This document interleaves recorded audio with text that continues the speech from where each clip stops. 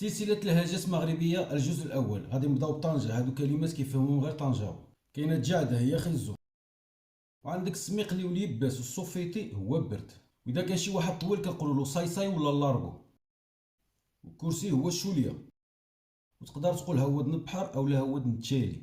والكودية هي شي هضبة ولا مرتفع. وهذا متشك جمع متشوكة. وهذه رضومة الماء، وإذا كانوا بزاف كنقولوا الرضايم. والفم هو الدقم كنقولوا دقمي. والكنيف أعزكم الله هو الطواليط، وغالبا كتكون بلدية. وهذه تقدر تقول لا تشانكلا ولا تشينكلا جمع تشناكل. بولا هي بومبية ماشي اللي كيدفيو العافية.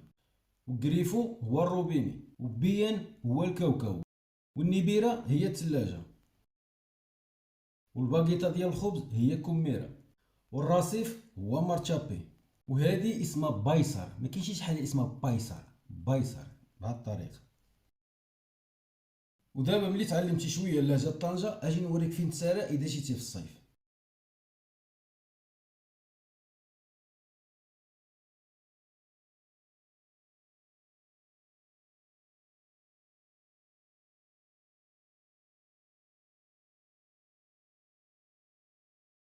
واللي كيعرف شي كلمات كيفهمهم غير طنجاوه يخليهم لنا في التعليقات. الحلقه اللي ما جا ان شاء الله غادي تكون على الناس ديال الشرق. هادشي اللي كاين. تهلاو.